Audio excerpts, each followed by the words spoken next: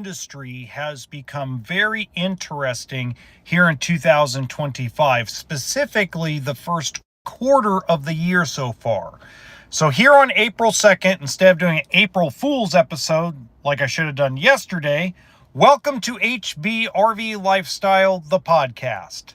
I'm the host, the Honey Badger, here to give it to you straight and transparent about the RV business, as well as other things. It has been a wild ride so far. One of the wildest rides that I have been on in a long time. Hi, Kathy. And that ride, it has retirements, manufacturers going out of business, dealerships folding up and closing their doors, almost to the timeline I said was going to happen. So let's start with this. Peter Wright has retired from Forest River as co-CEO. So now it's basically all on Doug Gettard, which it was already on Doug anyway. But the reality is the hierarchy of Forest River is slowly taking shape ever since the passing of Pete Legal, God rest his soul. You're starting to see everything kind of take shape. You're starting to see guys retire. You're starting to see people promoted. You're starting to see Forest River start to envelop and kind of, how do I put this? It's almost as if the company itself is shrinking down. Instead of having 15 or 20 divisions, they're trying to kind of condense it down to probably 8 or 10. And why is that? Well, the reality is that, and this goes with every manufacturer, because Heartland just became a part of Jayco. You're starting to see Keystone products starting to go bye-bye. You're starting to see independent brands that were manufactured for certain dealerships starting to fade away into the abyss of canceled projects. These are things that were going to be normal. Now, while retail sales are strong, hi Steve, hi Paula, while retail sales across most of the United States and a lot of Canada have been very strong and very stable, the manufacturing side still has stuff it's sorting through. Now, a lot of you will say, well, it's quality. That's all the problem is. If quality was that big of a problem, watch this. Nobody would be buying RVs. Now, there are certain brands people are staying away from. I've had a lot of folks reach out to me and say they're staying away from Brinkley RV until they get the sidewall situation figured out. There are people that are still not completely trusting of Grand Design RV and their frames. There are still, itty bitty things like that are stopping people from shopping certain brands, but not buying RVs in total. Okay. Give you an example. Had a great conversation with someone over the phone yesterday that ended up buying a Arctic Fox fifth wheel, a smaller one than they intended to. These folks were intending to go 40 feet, 45 feet, hit the road full time. They were looking at Grand Design Solitude. They were looking at Brinkley, ran into my podcast, asked me lots of different questions. They ended up calling me yesterday and telling me that they bought an Arctic Fox. And one of the things they said to me was they skipped Arctic Fox because this man's wife said they were bland, they're plain, they don't look very good. Now all of a sudden structural integrity had more to do with it than how their drawers or cabinets were built. So the reality is people are starting to look outside of the beauty. People are starting to look outside of what it looks like and starting to look at more like, how is it built? Good stuff. Good stuff. Now, one thing I would say, what's up, Gary? One thing I would say is the manufacturing side of the industry is still about a year away from kind of getting its bearings and figuring out where their market's going to be for 2026. They're still not completely there. Still a lot of layoffs. West Coast production may not be existing in about 3 or 4 months. You got Canadian dealers that are no longer going to buy American because of the tariffs. You really, really got to look at the long haul and the long projection of this. How is the RV? So reality is what does Forest River do? And I'm going to pick on Forest River just for a little bit because they're easy to pick on. But Forest River, one of your most popular travel trailers and fifth wheels is Heritage Glen and Cedar Creek, respectively, in Canada. One of the best-selling products in Canada is the Salem Wildwood Heritage Glen thingy. And then you got your Cedar Creek fifth wheels. Very popular in Canada. Are you going to open up a plant in Canada? Are you going to shut down West Coast production, which already is rumored to be happening, and move that production to Canada to keep that industry alive in that country? Great question, right? Okay. Now let's pick on Keystone, because Keystone still has West Coast production up in Oregon. Does Keystone start building Montana?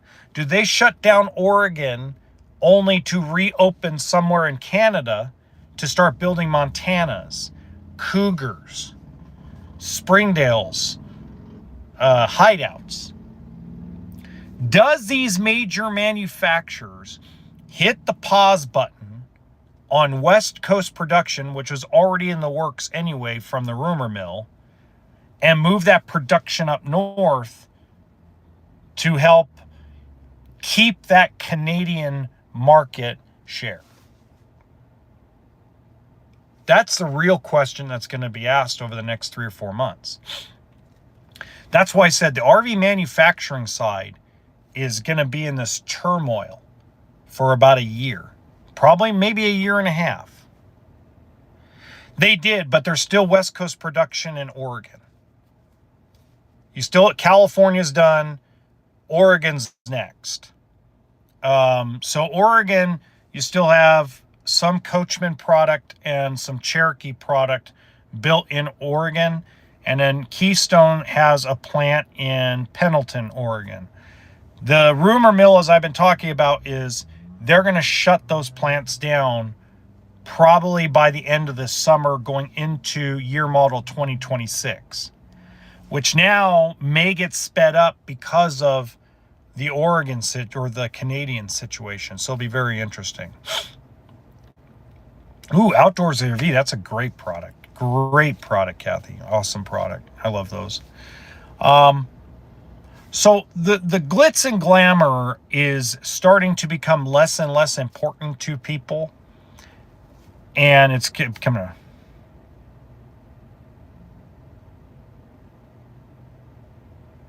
I don't know, Gary. I don't talk about that stuff.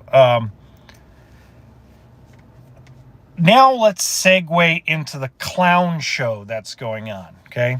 So give you guys a little update on Brinkley. Little rumor mill, little Brinkley action here. First off, Brinkley RV, how do I put this without sounding like a jackass? Brinkley RV needs to get the reins on their social media personalities. Okay. I'm going to give you guys an example of a product outside of the RV world that completely got rid of brand ambassadors. And that is Coca-Cola. I don't know if you guys realized, but the brand ambassadors for Coca-Cola are only celebrities. Slowly but surely, they have started taking brand deals away from YouTubers, TikTokers, things of that nature after the fallout of the whole Bud Light situation. If you guys remember the Bud Light situation last year. The reason why is because they're starting to go to their own internal branding. Okay. Now they still have their celebrities, their sports people, their dirt bike, their folks that are in sports or some kind of racing.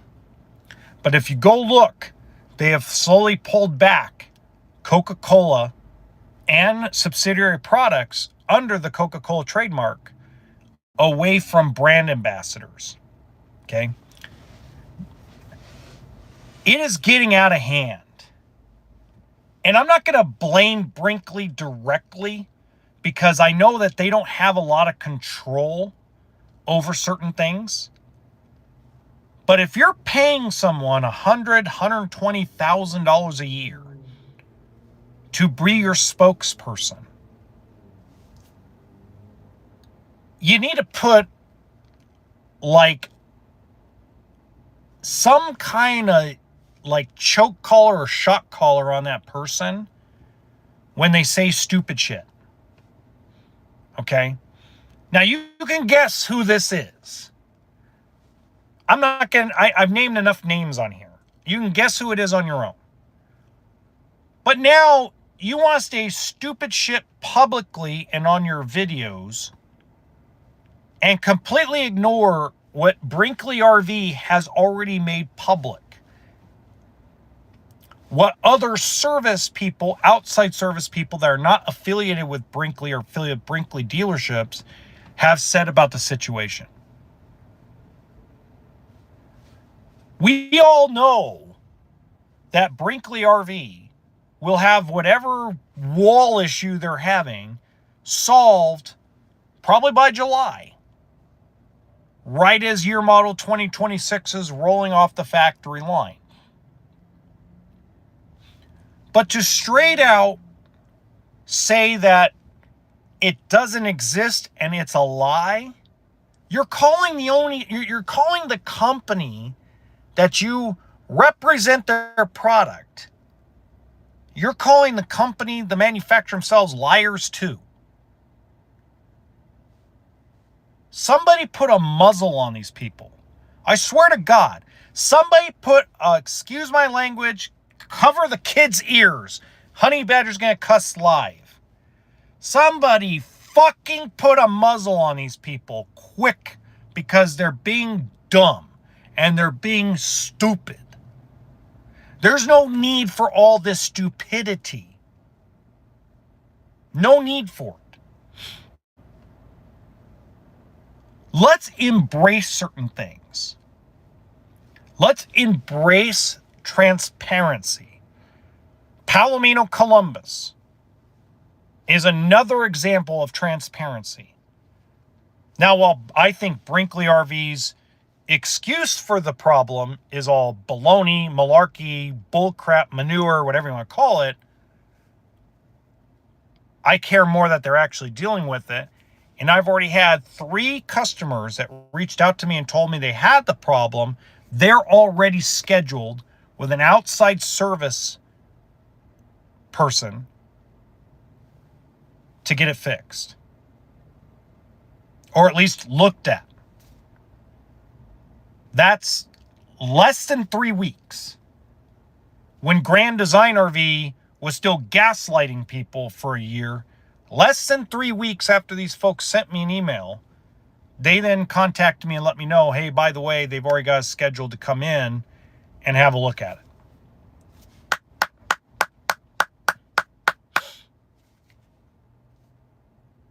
it. Sorry, Greg.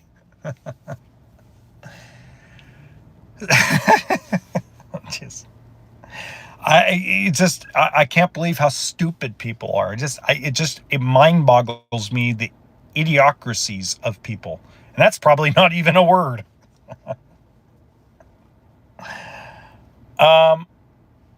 Big shout out to Palomino Columbus. I know a lot of people don't talk about them as much. They're doing good stuff over there. Again, may not be the glitz or glamour or the interior or the drawers aren't built to certain standards. They don't do a dovetail like other manufacturers do.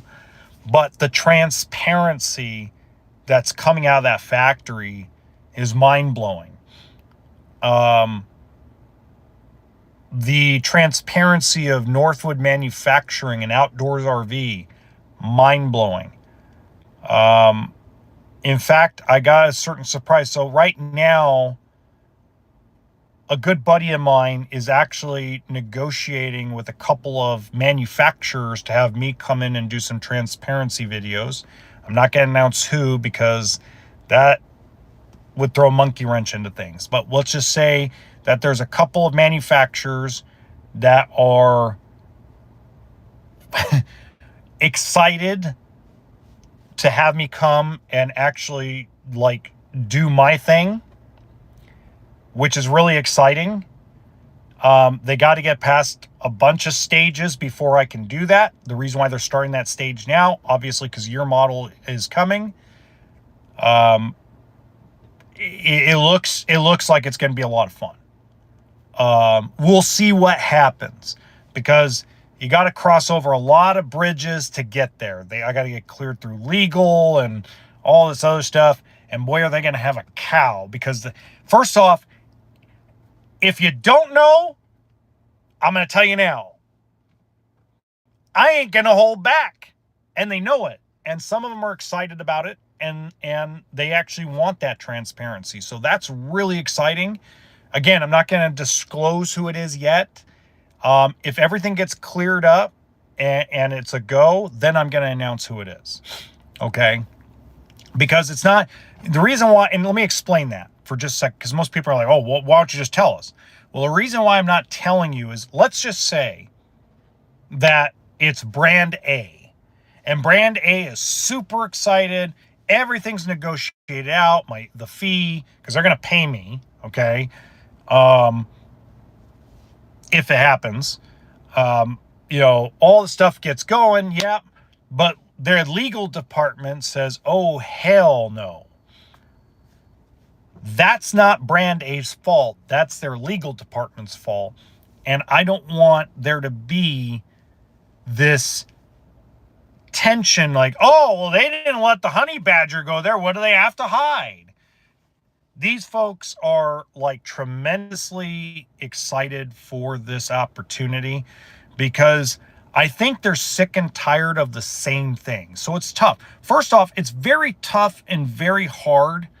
And I hope people understand this. See, so there's a guy named Ryan who's a part of Scout Campers. And Ryan has his own YouTube channel. And Ryan actually does a pretty good job. But I gave him a lot of pointers. And his last video he did on his own, I helped him change the title a little bit. But when I gave him kind of directions of how I do things, he got substantially more views on that camper and on that video than his normal. And the reason why is because it's just a change up of things, right? So I always am trying to experiment and do different things on these walkthrough videos, right?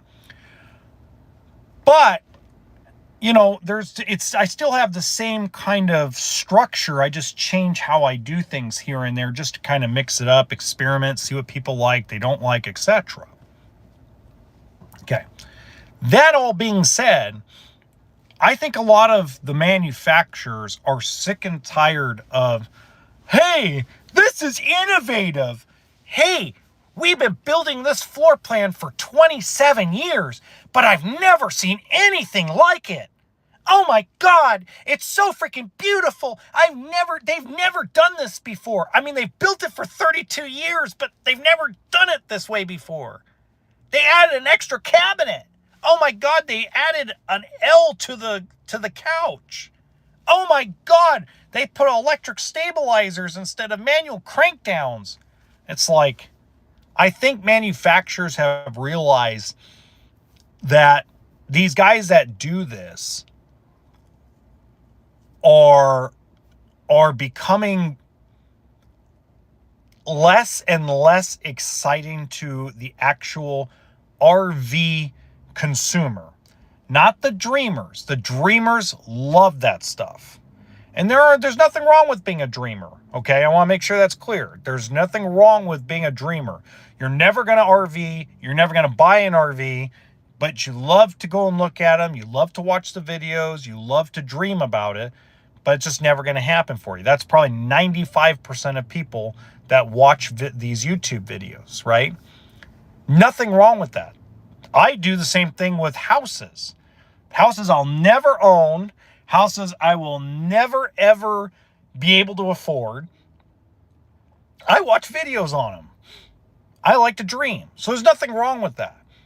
But the actual consumer wants actual real information. So when people go and see all these brand ambassadors that give you really shitty information, or are like, hi, my name is Joe Blow, and today we're gonna talk about, what did I say, honey? Oh yeah, we're gonna talk about Camping World and how crappy they are and how they actually screw people over.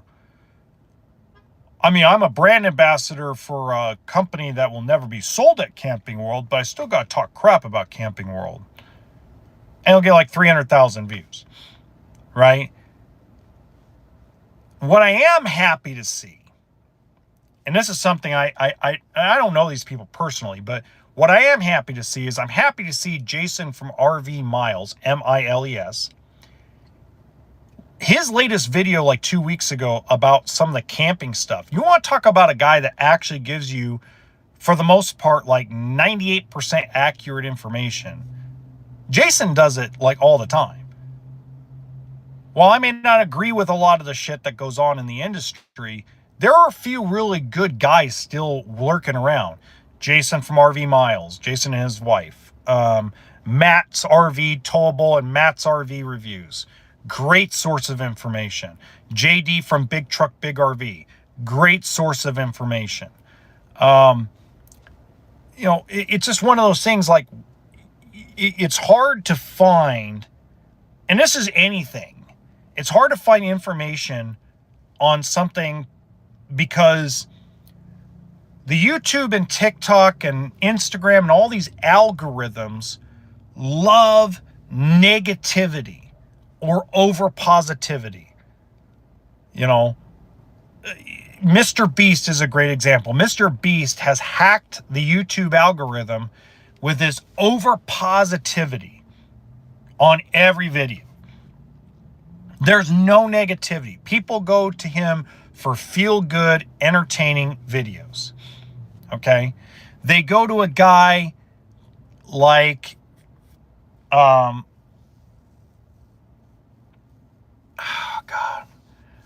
Charlie Kirk, okay, for negative. Liberals are wrong. You're wrong because you feel this way. You're wrong because you feel that way. It's just like that over negativity or that over positivity is what draws people and hacks the YouTube algorithm, okay? When you got a guy like Joe Rogan who took a decade to become what he is, he's not overly positive, not overly negative. He tries to have a straightforward conversation, great podcast, didn't pay for shit, just went in, walked in, and organically grew slowly. Okay? But that's also why his audience sticks around so well. Mr. Beast's audience fluctuates. There's people, one day they're like, oh yeah, we're going to be a subscriber, Mr. Beast. And the next day you're like, well, I'm kind of bored of those kind of videos. And then the Charlie Kirk type of guys. And I'm picking on Charlie because I can. Okay? But the Charlie Kirk, the overly negative people, CNN personalities, the over negative,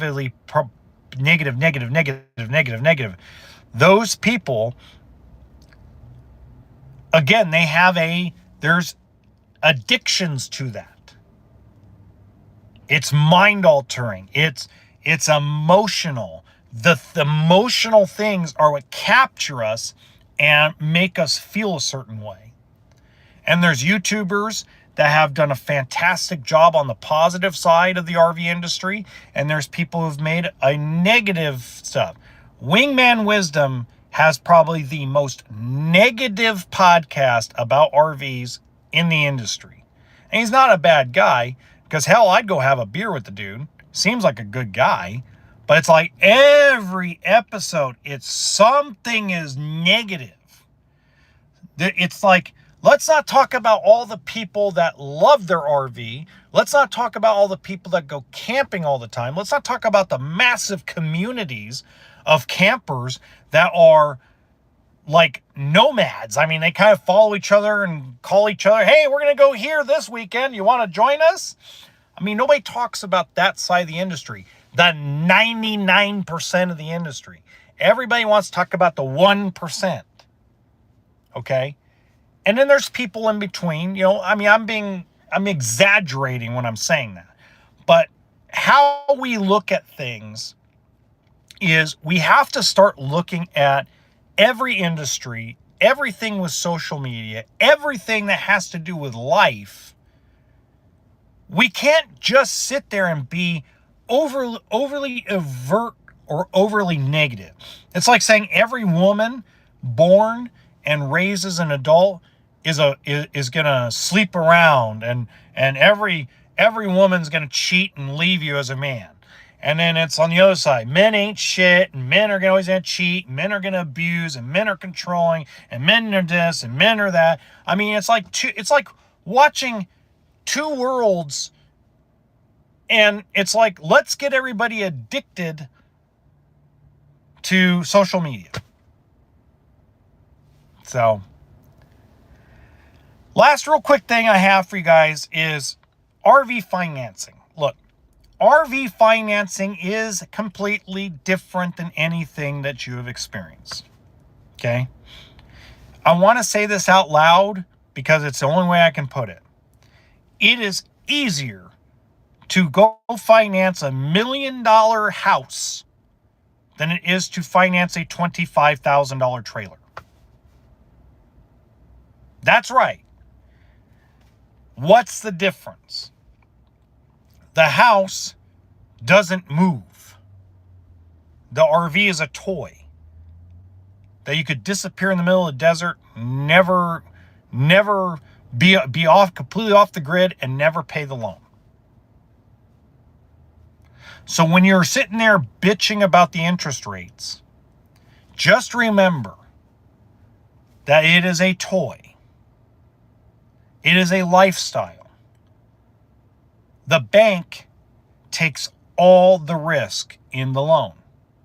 If you pay cash, you take all the risk because you're the lien holder. Right?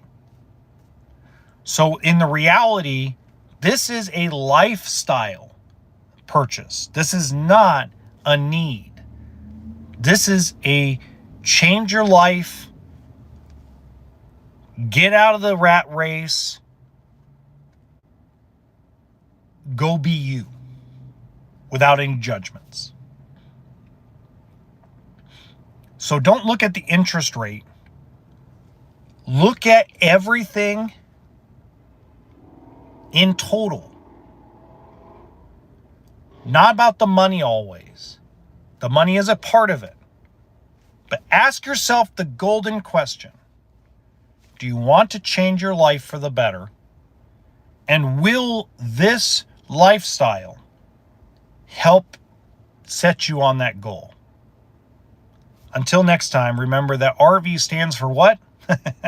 Toolkit and sense of humor. See you tomorrow.